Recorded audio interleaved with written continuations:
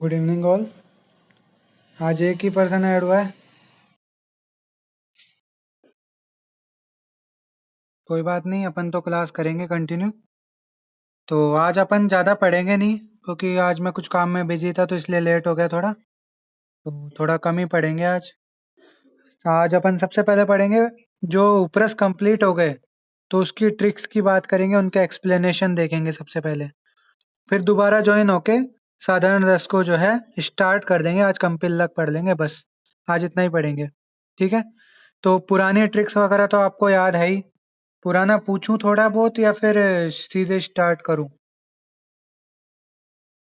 महारस उपरस पढ़ा है आप लोगों ने?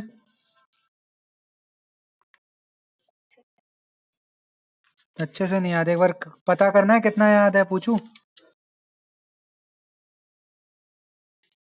कहो तो पूछूं। ठीक है, मैं पूछता हूँ। मार्कशीट का शोधन बताओ।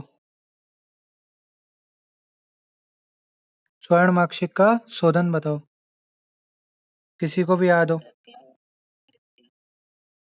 क्या करते हैं त्रिफला क्वाद में?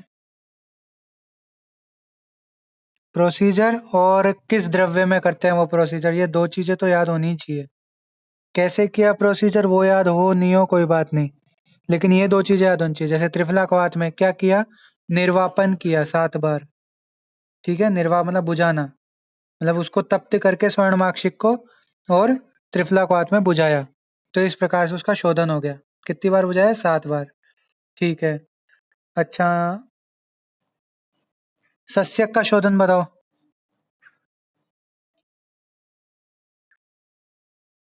एनीवन?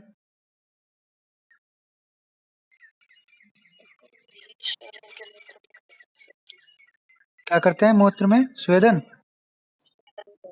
हाँ, वेरी गुड, स्वेदन बिल्कुल सही। ठीक है। और रसक का शोधन? बिल्कुल सही प्रोसीजर। ठीक है, बस ये दोनों चीजें हो याद हो तो दोनों चीजें सुनाया करो। ठीक है।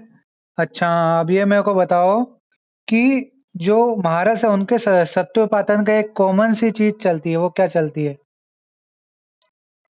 जैसे कि हाँ, ज्यादातर में 1/4 भाग टंकण लिया है, या फिर द्रावक गण के साथ जो है अपन सत्योपातन करते हैं। एक थोड़ा स्पेसिफिक है, वो है अपना चपल का। तो चपल का मेरे को सत्योपातन बताओ, कैसे किस के कौन से द्रव्य यूज में लेते हैं? बस इतना सा बता दो कि किसके साथ जो है। हाँ, धान्याम्ल और विषवर्ग के साथ। ठीक है, शाबाश। अच्छा, आज अपन उपरस की ट्रिक्स देख लेते हैं। कुछ चीजें हैं जो उपरस में ट्रिक में अलग चीज मैंने जोड़ रखी है, और आपको रियलिटी में आप कुछ और करते हो। जैसे कि गंधक का शोधन। गंधक का शोधन बताएगा मुझे कैसे करते हैं?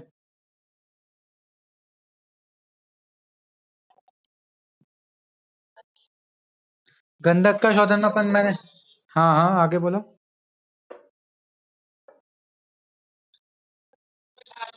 हम्म। हम्म। तो इसमें 3 स्टेप बताए थे मैंने। पहले स्टेप में अपन क्या करते हैं, थोड़ा सा गाय का घी कढ़ाई में डालकर और गंधक को पिघलाते हैं। पहला स्टेप। दूसरे स्टेप में क्या करते हैं, एक हांडी या एक भगोनी लेते हैं, उसके ऊपर एक सूती कपड़ा बांध देते हैं। ठीक है। उस भगोनी के अंदर दुग्ध भरा होता है, गाय का जा का जिसका भी है, गाय का दूध गो दुग्ध भरा होता है। ठीक है। ऊपर से जब वो गंधक अपन पिघला लेते हैं, तो उस गंधक को उस कपड़े के थ्रू छानते हैं।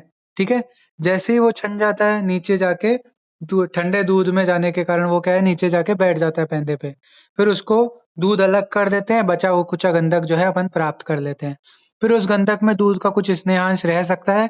इस कारण से अपन क्या करते हैं, उसका उष्णोदक यानी गर्म पानी से प्रक्षालन करते हैं। ये विधि तुम्हें पता है, ठीक है। इस प्रकार से इसका शोधन होता है। एक तरीका और था शोधन का, ठीक है, जिसको मैंने यहाँ ट्रिक में ऐड किया है। तो ये आप है ना, ट्रिक अब मैं समझाता हूँ आपको। सबसे पहले उपरस के शोधन की ट्रिक। तो उपरस का श्लोक सबको याद है ही। गंधाश्म गैरी काशीस कांक्षी ताल शिलांजनम कंकुष्ठम चेती उपरसाश्चाष्टौ पारद कर्मणि।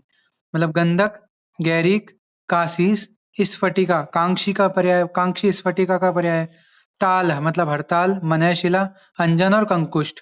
ठीक है, शोधन की ट्रिक देखे तो भृंगो, भ्रंका, त्रिया, भ्रंशु, यानी पहला पहला वर्ड उठाया है मैंने।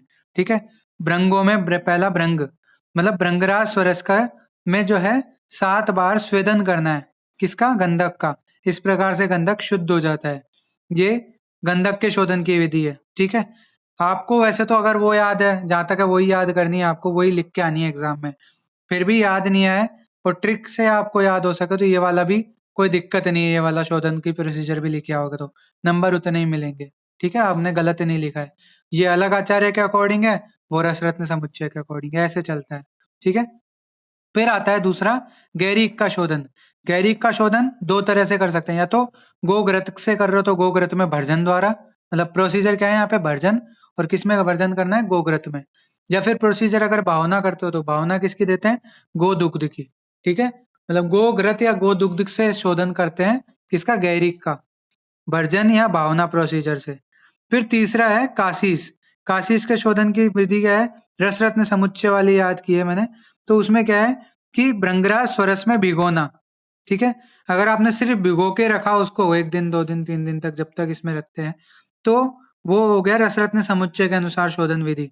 और अगर तीन प्रहर तक अगर स्वेदन करते हैं भृंगराज स्वरस में, तो रसतरंगिणी के अकॉर्डिंग कासीस के शोधन की विधि हो गई। ठीक है, मतलब यहाँ पे प्रोसीजर अलग है, द्रव्य सेम यूज लिया है। द्रव्य यूज लिया है यहाँ पे भृंगराज स्वरस। ठीक है, प्रोसीजर या तो उसको डुबोना है, भिगोना है। ठीक है, या फिर उसको 3 प्रहर तक स्वेदन करना है। जो आपको याद हो जाए वो तरीका याद कर लेना। रेफरेंस मैंने बता दिया, एक रसरत्न समुच्चय का है और एक रस तरंगिणी का है। ठीक है, फिर चौथा है स्फटिका का शोधन। स्फटिका का शोधन आपने जो पढ़ा है, मेन जो अपन यूज करते हैं प्रैक्टिकल लाइफ में, वो है उत्फुल्लीकरण।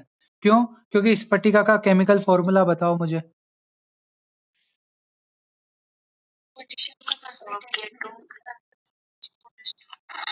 केमिकल फॉर्मूला पूछा है, नाम।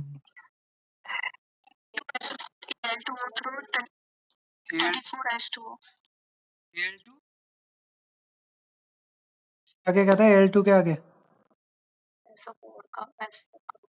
हाँ, 0.24H2, यानी इसमें वाटर कंटेंट अलग से जुड़ा हुआ है। ठीक है, तो पहले अपन उस वाटर कंटेंट को हटाते हैं, तो वो उत्फुल्लीकरण प्रक्रिया कहलाती है। क्या करते हैं इसमें, कढ़ाई ली, उसमें जो अपना स्फटिका है उसको कूट के और डाल देते हैं चूर्ण उसका, स्फटिका का। फिर उसको आंच पे पकाते रहते हैं। पकने से क्या होता है, उसका जलियांश सूखने लगता है और वो जैसे कि अपने पॉपकॉर्न फूलते हैं ना, वैसे करके वो फूलने लग जाता है।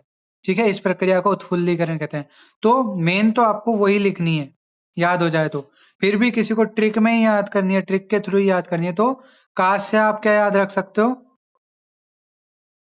कांजी में डुबोना। ठीक है, डुबो के रख देते हैं कांजी में 1 दिन तक, फिर उसके बाद जब उसको निकालते हैं तो वो कैसा हो जाता है, शुद्ध हो जाता है, उसका शोधन हो जाता है। तो ये चीज आप याद रखना। फिर पांचवा आता है हड़ताल। हड़ताल का शोधन की विधि क्या है, से याद रखना है, त्रिफला क्वाथ में 12 घंटे तक स्वेदन। प्रोसीजर क्या कर रहे हैं, स्वेदन किस द्रव्य में कर रहे हैं, त्रिफला क्वाथ में। कितनी देर कर रहे हैं, 12 घंटे। ये 3 चीज याद रखनी है। फिर उसके बाद मनयशिला। मनयशिला का किस में करते हैं स्वेदन, कौन सी प्रक्रिया से करते हैं, भावना देकर करते हैं, किसकी, आर्द्रक स्वरस की। और भी विधियां हैं, पर ट्रिक के हिसाब से मेरे को ये ठीक लगे तो मैंने इसको ट्रिक में ऐड किया। तो आर्द्रक स्वरस की भावना देके। फिर अंजन। अंजन का शोधन में अनेक विधियां हैं, अलग अलग अंजनों के अलग अलग शोधन की विधियां भी बता रखी है, कि रसांजन की अलग, नीलांजन की अलग। लेकिन एक विधि थी जो सब पे लागू होती थी, कौन सी थी, भृंगराज स्वरस की भावना देने से प्राय सभी जो अंजन है, सभी प्रकार के अंजन शुद्ध हो जाते हैं। तो यहाँ पे आपको यही याद रखना है, रंगराज स्वरस की भावना देनी है। और लास्ट कंकुष्ट। तो कंकुष्ट में शुंठी क्वाथ की भावना देकर कंकुष्ट शुद्ध हो जाता है। ठीक है, इस प्रकार से शोधन अपना सभी द्रव्यों का कंप्लीट होता है। ठीक है, फिर आता है मारण या भस्मीकरण। भस्मीकरण किसका नहीं होता है, तो गंधक, गैरिक, मनयशिला, अंजन और कंकुष्ट, इसका जो है अपने भस्मीकरण या मारण नहीं होता है। ठीक है, इसके अलावा स्फटिका है, उसका भी क्या है, अपन प्रोसीजर जो करते हैं वो शोधन करता है स्फटिका का, भस्म निर्माण नहीं करता। तो एक तरह से आप ये मान सकते हो कि स्फटिका का भी मारण नहीं होता है। लेकिन फिर भी अगर कुछ लोग आचार्य इसको क्या है मारण की तरह देखते हैं, क्यों? यहाँ पे पुट पाक किया है अपन ने, इसलिए इसको भस्म बोल देते हैं स्फटिका की, इसलिए यहाँ पे मैंने स्फटिका का भस्म निर्माण बता रखा है। लेकिन बुक में आप पढ़ोगे तो स्फटिका का मारण नहीं होता है, ऐसा लिख रखा है। ठीक है, तो वो चीज आप याद रखना। तो मैं एक बार बता देता हूँ इसमें मारण की ट्रिक। तो स्नेहा को शराव अर्क पलाश में दो। ठीक है, एक तरह से एग्जाम्पल मान लो कि अर्क पलाश का एक पात्र होता है, कोई कोई बर्तन है अर्क पलाश का बना हुआ, उसमें दो स्नेहा को शराब। ठीक है, तो स्नेहा से आप याद रखोगे स्नूही पत्र स्वरस की पहले भावना दी, फिर वही भावना देने से वो थोड़ा इस टाइप का हो गया कि उसकी टिकियाएं बना सके, चक्रिकाएं बना सके। चक्रिका बना ली, फिर उनको सुखा लिया, फिर पुटपाक करके काशीस की भस्म प्राप्त कर ली। ठीक है, ये काशीस का भस्मीकरण हो गया। फिर शराव, शराव क्या था कि स्फटिका जो है शुद्ध स्फटिका, उसको शराव संपुट में बंद कर दिया और वराहपुट की अग्नि दी। ठीक है, ये क्या है, मारण नहीं कहलाता, ये अनुभूत विधि है शोधन की। शोधन की अनुभूत विधि मतलब एक प्रकार का शोधन ही माना गया है इसको शास्त्रों में। ठीक है, तो ये स्फटिका का मारण हो गया। फिर तीसरा आता है हड़ताल का मारण, यानी हड़ताल भस्म निर्माण।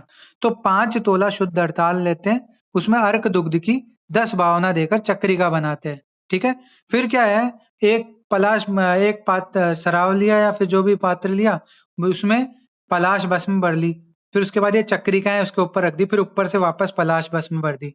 ठीक है, और फिर इसकी भस्म यंत्र विधि से 4 याम तक पाक करने पर हड़ताल की शुद्ध भस्म जो है तैयार हो जाती है। ठीक है, ये हड़ताल भस्म का उनका निर्माण विधि है। ठीक है, तो इस प्रकार से अपना मारण की भी ट्रिक्स पूरी हो गई। तो स्नेहा को शराब अर्क पलाश में दो। अर्क पलाश मतलब अर्क की भाव, पहले अर्क स्वरस की भावना दी, फिर पलाश के भस्म के मध्य रखकर जो है भस्म यंत्र विधि से पाक किया। तो इस प्रकार से जो है हड़ताल की भस्म प्राप्त हो गई। फिर अब अपना अगला देखें, सत्वपातन। सत्वपातन जो है गंधक गैरिक का सत्वपातन नहीं होता। मेन पहले काम की बात कर लेते हैं, गंधक और गैरिक का सत्वपातन नहीं होता। फिर हड़ताल और मनयशिला का जो सत्व होता है वो क्या होता है, आर्सेनिक होता है। तो इसलिए कुछ आचार्य इसको सत्वपातन नहीं मानते हैं। एक तरह से इसमें तो धातु एक्सट्रैक्ट कर रहे हैं अपन, आर्सेनिक धातु, तो वो तो धातु एक्सट्रैक्शन हो गया, वो सत्वपातन नहीं माना जाता। ठीक है, तो इसलिए यहाँ पे कुछ लोग इसको सत्वपातन बोलते हैं। तो मैंने तो यहाँ पे बता रखा है आपको, अगर आपको बुक में सत्वपातन पूछ ले, अगर है नहीं तो भी 5 नंबर में, तो आप ये विधियां लिखनी है इनकी। ठीक है, और अगर नहीं पूछते हैं तो आप अपनी ओर से एडिशनल लिखना चाहो तो लिख लो, नहीं तो कोई दिक्कत नहीं है, इसका सत्वपातन नहीं होता है, आप ऐसे ही मानो। और अंजन और कंकुष्ट का भी सत्वपातन नहीं होता। तो सत्वपातन की ट्रिक आप कैसे याद रखेंगे, नींबू 3 क्षार का पित्त हो जाएगा। यानी यहाँ पे क्या है, सबसे पहले किसका हो रहा है यहाँ पे, काशीस का सत्वपातन। तो काशीस का सत्वपातन कैसे किया, नींबू स्वरस की पहले उसमें भावना दी और 1/4 भाग क्षार त्रय। क्षार त्रय में कौन कौन से क्षार आ जाते हैं, यवक क्षार, सर्जिक क्षार और टंकण। तो इनको मिला, हाँ कौन बोला, हाँ वेरी गुड। तो क्षार त्रय आपको पता है, क्षाराष्टक क्या होता है,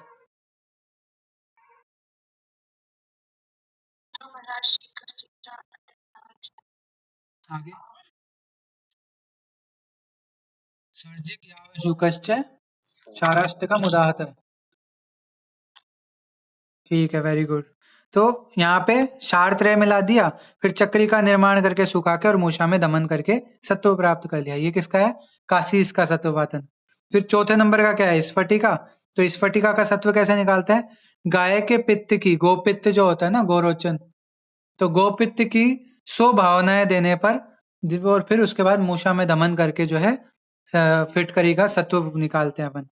फिर हड़ताल से आर्सेनिक कैसे प्राप्त करते हैं, तो एक पल शुद्ध हड़ताल को खलवे यंत्र में डालते हैं, फिर अर्क दुग्ध की 1 दिन तक लगातार भावना देते हैं, फिर उसमें तिल तेल मिलाकर अच्छी प्रकार से मर्दन करके बालू का यंत्र विधि से पाक करते हैं 7 प्रहर तक, और जो है इससे आर्सेनिक, शुद्ध आर्सेनिक प्राप्त हो जाता है। ठीक है, हड़ताल से आर्सेनिक प्राप्त करने की, हड़ताल के सत्वपातन की ये विधि है। मनयशिला के सत्वपातन की बात करें तो मनयशिला में 1/8 भाग गुड़ गुग्गुलू, लोहकिट और घृत मिलाकर और मूषा में दमन करने पर जो है मनशिला से अपन को आर्सेनिक या मनशिला का सत्व प्राप्त हो जाता है। इस प्रकार से आज उपरस के पूरी तरह कंप्लीट हो गया ट्रिक्स सहित। ठीक है, स्क्रीनशॉट लेना है तो एक बार आप ले लो। ट्रिक आपको एक साथ बाद में तीनों की एक साथ दूंगा मैं पीडीएफ। तो ये स्क्रीनशॉट ले लो इसका। हाँ। हम्म,